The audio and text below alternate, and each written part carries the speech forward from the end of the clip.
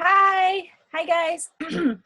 So I was asked to make a video explaining a little bit on what goes through my head when I'm sharing my story and how I do it. So I'm going to do my best to kind of give you some examples and hopefully things that you can use, things that add value. So in my team page, I kind of have this format. I'm going to find it right now. So bear with me because I'm just like winging this. I'm not going to be perfect. And I think that's like really freaking awesome to show that you don't have to be perfect to be successful, right? It's not exciting. And my computer's really slow when I'm on Zoom, so give me a minute. But yeah, sharing my story is always the way I share it, I've improved upon, but having no fear really in sharing everything has kind of come natural to me because in the beginning, it was a little bit nerve-wracking, but I just had to rip the Band-Aid off. As my coach always tells me, you just do it and you won't die, So even things that were super uncomfortable for me to share, I share anyways because I know that with this business and Beachbody and social media, we have a platform to change lives. And if my experience in life could potentially make someone else's life easier or just make them know that they're not alone and that they don't have to do this alone and that someone else understands them and gets them, then it's all worth it, right? Because in this world, we crave, relating to people, we crave imperfection and vulnerability, but yet everybody's too afraid to do it. And I think it's empowering being vulnerable. It's kind of like, Brené Brown says, owning your story. Like, does your story own you or do you own your story? Like, are you hiding in the shadows because you're too afraid to tell people that you fell off on your eating plan last night? Like, no, own it, right? Like, don't have any shame in, the good, the bad, whatever. I'm totally going off on a tangent. But I just think it's really, really important to own your story because if you don't own your life and your story and the choices that you make, it owns you and it's really awkward. So let me go to my files section here on my team page. I've found that more recently, the more I grow and learn who I am kind of through personal development and this opportunity, that people that aren't vulnerable and share their struggles with me, I don't feel like they're real. Therefore, I don't trust them because we all have struggles and we all have vulnerabilities. And when there's people that go through so much trouble in life to make their lives appear perfect, and it's just not relatable, right? So like, I honestly feel like for this business, the more messy that we are and the more we turn our mess into our message, like, hey, I might have fucked up on this one day, but I've learned that one bad day of letting my nutrition fail isn't gonna, make me gain all 30 pounds back that I lost or whatever. And it's all part of a process and a bigger picture, just turning our mess, whatever it is, into a message to where we can teach people something, So I'm in my, I'm going to share my screen. Yeah, that's going to happen. Give me a minute. I don't know what the fuck I'm doing on here. Zoom, there you are. Yay. Share screen. Okay. I'm sweating balls because I'm making this video, so welcome. So this is what I share with my team. Simple storytelling post format. This is mine personally. So I start with an aesthetically pleasing, well-lit, catchy photo. For me, a photo, most times I have to have a photo before I can write because photos inspire me. I love photography. So if photos don't inspire you, I would say that that's okay. But in this business, our business is marketing and people see our photos before they read our words. And that's just the truth. Like, a lot of people have short attention spans. So it's really important to have an eye-catching photo or something bright and something fun. And it has to be of you. Like, don't share anyone else's content or anyone else's photos. And I personally don't like sharing photos with text that are like just quotes because I scroll right past those. I don't care. So just think about before you even post and you take photos, like, would I care about this? Like, think about that personally, because before you even write, who you're attracting is you. So if you're doing something and you just half-ass out a photo and you half-ass out a post, think like, would I care about this? So when I'm writing, I'm like, would I even like this photo? So I'm saying it probably takes me 30 to 40 shots of a photo of a frame of posing and doing different things before I get one that I'm like, oh, I love that. That's fun. And then I'll share it because that would catch my eye, or I like that photo. Okay. And, okay. So make sure it's aesthetically pleasing, well lit, stand out and be weird, be you, right? So if like you love poop pillows or you love the poop emoji, like own it, right? Like own your story. If you're weird, own it. You know, if you like to do weird poses, if you like to make weird faces, like own it, but don't do stuff that's like totally not you and you're just trying to like, you know, be like someone else, because there's no one else like you. So you should totally embrace that and own it. And that goes along with your story too, right? So what I do. So first, I should change this, but first brain dump what you want to post about. So say I was posting about my workout today. I'm going to be like, okay, I didn't want to do it. I'm just going to start writing in the notes section of my phone. I didn't want to do it. I started my period last week, so my joints are super achy because of that. You know, it's kind of a gloomy weather outside that always kind of puts me in a mood, right? Basically, I was in a negative mindset, all right? But did my workout anyways because it's my job. Got up, you know, press play. Didn't have Energize, which totally sucked because I love having my pre-workout. Do you see how my mind is just like saying all these thoughts? So I write out all these things about how I'm sharing, you know, whatever I want to share. And then I go through and look at them and I'm like, okay, so this is obviously a mess, so I'm going to arrange it. Okay, this what I wrote here clearly goes at the end. I don't know where I wrote it first. So rough drafts are super important. The first go round of writing a post for me is not like the post I end up posting.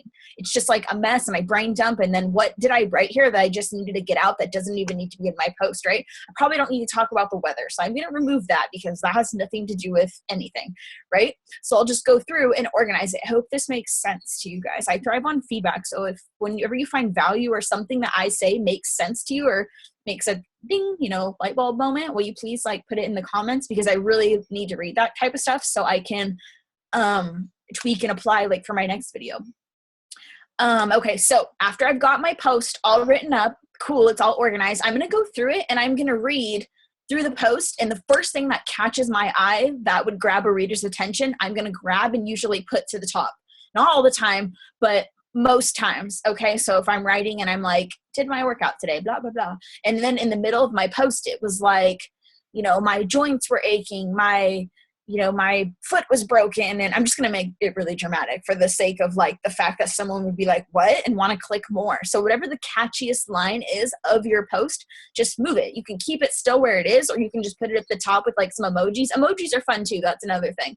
People like emojis. Like it's eye catching. You know, if you can change the way the text looks, like, you know, how I always put like little bubbles around my letters, like around like one word or something. People really like that too. It's eye catching. Things that look different stand out. And that's like what we're trying to do here as a coach, not be cookie cutter like everyone else. We're trying to stand out. So, okay, brain dump, organize, grab the catchiest phrase from your, you know, whatever, from your post, whatever you think that would make someone click more. Because on Facebook, it only shows like 7 lines of text as a preview.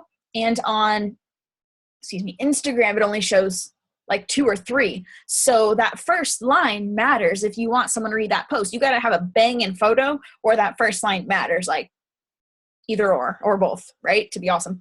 So, face the light when you're taking a photo.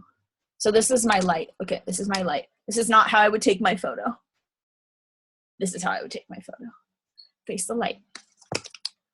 Let me fix that. Okay, so choose the catchiest phrase that would make someone want to click, read more, and be like, what is she talking about? I have to know, right? And if you have to tweak or edit what you've written to make something catchy and like people, you know, to make them wonder or be curious, change it. And in your story, make sure that when you're talking about how you feel or how you used to feel or your life, use specific details. So I know at the retreat, someone had mentioned that every time I write, I talk about the cubicle I used to have to be stuck in. That's a specific detail to me, like the cubicle life. And people remember that because it's specific, you know, like, or, you know, 9 to 5, or, you know, just be very specific in your details of your story. That way, it grabs more people's attention. Like sometimes I say, you know, instead of being under fluorescent fluorescent lighting, I am actually sitting outside in the sun, because in my old office, I had to sit under fluorescent lighting every day and I freaking hated it. It gave me headaches and stuff. So that's a specific detail.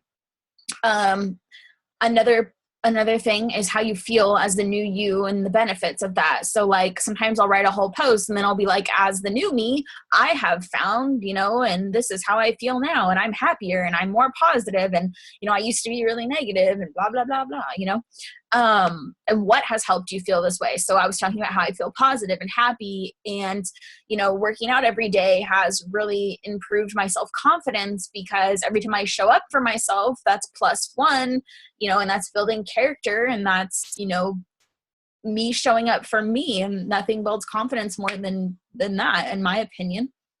And also following through with commitments. So another one, a good I'm having period brain. A good way to start one of your paragraphs is, as a coach, I've learned. I love to use that. And that's usually where I'm wrapping up my post. And that's what I put at the end. I'll put, as a coach, I've learned that 30 minutes of self-love in the form of a home workout each day and eating right, just fueling my body with my daily superfood shake has literally, helped me become just a better person. I'm happier. My digestive system is more regular. I'm not bloated all the time. So I actually wake up and I like my body, which is new for me, because I used to wake up and have negative self-talk and thoughts and just be really hard on myself and just be really unhappy. Right. And when I was unhappy, that trickled down into every other aspect of my life, because if I can't be happy with me first, I can't be happy with anyone else. Right. So I was miserable and I wasn't really fun to be around. Right. So 30-minute workout, blah, blah, blah, supportive community, simple eating plan. And, that just kind of shows people how you're normal. So when I wrap up my post after that, I might be like, I'm just a normal ass girl. I used to sit on the couch every day, used to binge watch Netflix. I'd eat ice cream and almonds. And now I'm this, I'm this girl that people look to for fitness advice, and I was never fitness forward. I had no idea about eating. I had no idea about working out, but I just committed to learning, and now here I am. So I'm totally normal, and I was a couch potato, and now people consider me fit. If I can do this, so can you, right? And then the leading with that, into the invite, that makes it super natural. So it's not awkward, because you're like, if I can do it, I'm just this and that and this and nothing special, and I just committed to jumping in and building my wings on the way down, you can totally do it too. And if you'd like to, start with me and, be on your way to self-confidence or results or whatever the frick I was talking about in my post, together is better, hit me up to start, whatever. I'll put my link or message me or whatever. And I try to invite that in every single post, because why would you not invite? But that's just kind of what goes through my head and how I share my story. I think the most important part is the brain dump, and realizing that the first thing that you write down is not the masterpiece. You don't just do a post and it's brilliant. Write it down, tweak it, rearrange it, fix your freaking typos, and, make sure it makes sense. Make sure there's intention. If you're just I went to the grocery store today and I bought this, this, and this, and then I did this, and then I walked the dog, and then I did this, and today's Tuesday, and it's sunny out. Why?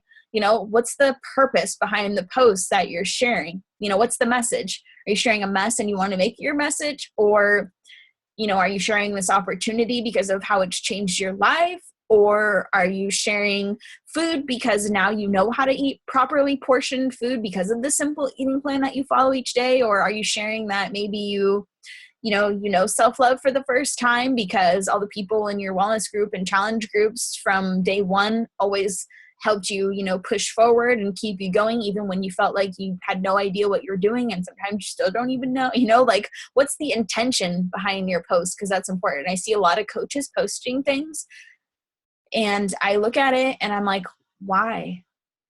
What is the message here? That it's sunny out? Cool. Think about it when you're writing a post. Would you care about this? I want you to look at it as if, because you're attracting you. So would you care about what you have to say? Does this photo stand out to you? Are you attracted to it? I'm getting redundant on what I'm saying now, but thank you so much for listening to me. And I really appreciate you guys letting me take the time to explain kind of what goes through my head as I share my story. And with vulnerability and things you don't want to share, do it anyways. Those are the things that have changed my business the most, when I share the real, raw, vulnerable, imperfection shit of my life. It allows people to relate and connect to me on a deeper level than just like, hi, workout, so rip the Band-Aid off, do it. That's all. Mwah.